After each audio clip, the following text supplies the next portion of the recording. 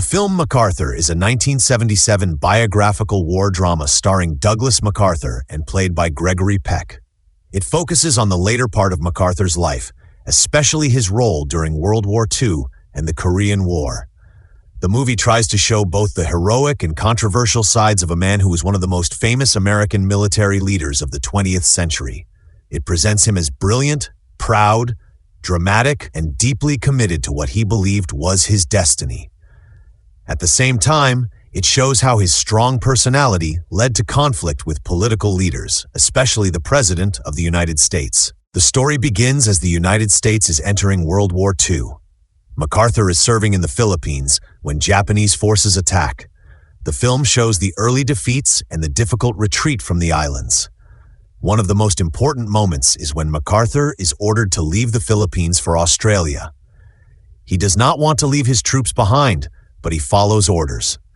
Before leaving, he makes his famous promise that he will return.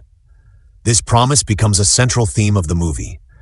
It represents his pride, his sense of responsibility, and his belief that his personal word carries great weight. The film then follows his efforts in the Pacific Theater.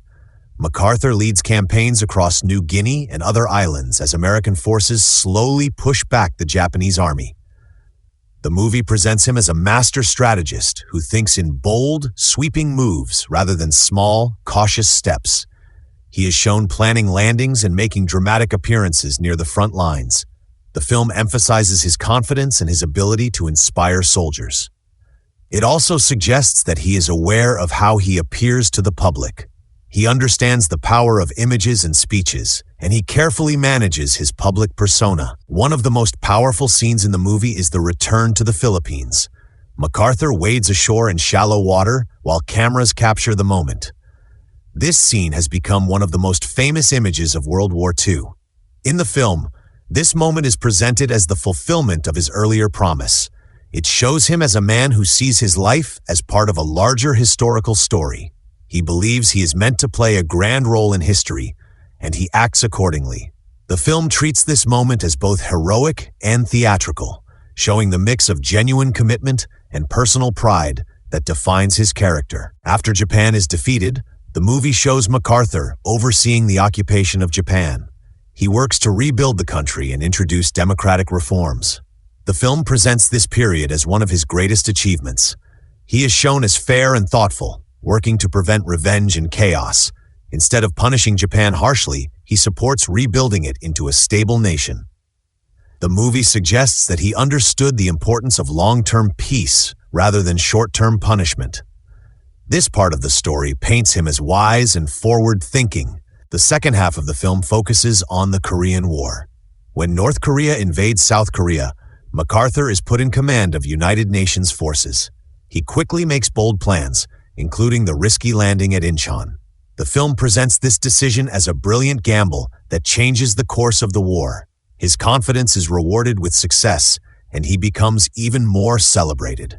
However, as the war continues and Chinese forces enter the conflict, tensions rise between MacArthur and the U.S. government. The main conflict in the film is between MacArthur and President Harry Truman.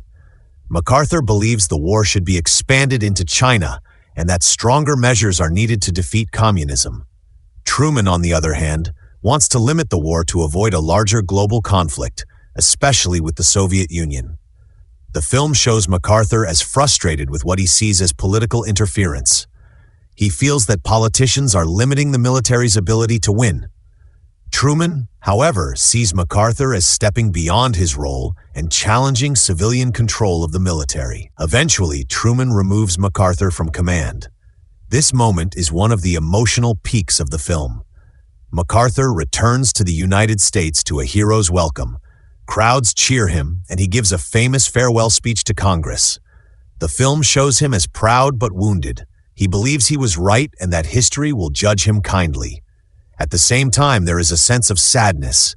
His career ends not with a final victory, but with dismissal and controversy. The movie tries to balance admiration and criticism. It clearly respects MacArthur's military skills and leadership. It shows his courage, determination, and strategic mind. However, it also highlights his ego and his difficulty accepting limits. He is shown as someone who believes strongly in his own judgment. He does not easily compromise and he expects loyalty. This makes him a powerful leader, but it also isolates him from others. The film suggests that his greatest strength, his strong will, is also his greatest weakness. When comparing MacArthur, the historical figure, to the actor Gregory Peck, the film becomes even more interesting. Gregory Peck was known for playing dignified, calm, and morally strong characters. In films like To Kill a Mockingbird, he often portrayed men of integrity and quiet authority. Peck's natural style is controlled and steady. He speaks clearly, moves carefully, and projects seriousness. This matches many aspects of MacArthur's public image. Both men had a strong presence and a sense of confidence. Physically, Peck resembles MacArthur in some ways. He is tall and carries himself with authority. The uniform, cap, and sunglasses help complete the image. However, the real MacArthur had a sharper, more theatrical personality. He was known for dramatic gestures and bold statements. Peck's performance is slightly more restrained. He shows pride and intensity, but he often keeps his emotions under control. This makes the film's version of MacArthur seem more thoughtful and less flamboyant than the real man may have been. In terms of personality, MacArthur was famous for his ego and his belief in destiny. He often spoke about honor, duty, and history. Gregory Peck brings a sense of dignity to these ideas. Instead of playing MacArthur as arrogant, he often plays him as deeply convinced that he is right. This creates sympathy for the character. The audience may not agree with all of his decisions, but they can understand his reasoning. Peck's calm style makes MacArthur appear less extreme and more human. Another difference is emotional expression. Historical accounts suggest that MacArthur could be very dramatic and even stubborn. He enjoyed being in the spotlight. Peck, however, was known for subtle performances. He tends to show emotion through small changes in voice and expression rather than big gestures. As a result, the film's MacArthur sometimes feels more controlled than the real person might have been. This may have been a deliberate choice to make the character more believable and less exaggerated. At the same time, Peck's strong screen presence helps communicate why so many soldiers and citizens admired MacArthur. When Peck delivers speeches in the film, he does so with authority and seriousness. The audience can see why people would follow this man. He does not play him as a villain or a fool. Instead, he plays him as a complex leader who truly believes in his mission. This balanced portrayal helps the film avoid turning into simple praise or simple criticism. The film as a whole presents MacArthur as a symbol of a certain kind of American leadership.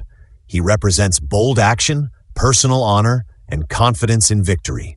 However, the story also shows the limits of individual power in a democratic system. Even a famous general must answer to elected leaders. The clash between MacArthur and Truman highlights an important principle of American government: civilian control over the military. The film does not present this as a simple right or wrong situation. Instead, it shows two strong personalities with different responsibilities and views of the world. In the end, MacArthur leaves the audience with mixed feelings. He is clearly a talented and courageous leader who played a major role in world history. His strategies and leadership helped shape the outcome of World War II in the Pacific and influenced the early Cold War. At the same time, his strong personality created conflict and controversy. The film respects his achievements, but also shows the cost of his pride. Gregory Peck's performance shapes how viewers see this character. By bringing dignity and restraint to the role, he makes MacArthur appear thoughtful and principled rather than simply egotistical.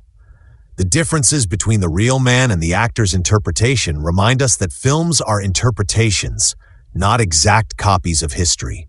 Peck captures the spirit of MacArthur's confidence and sense of destiny, but he softens some of the sharper edges. As a result, the movie presents a version of MacArthur that is both heroic and human, larger than life yet understandable.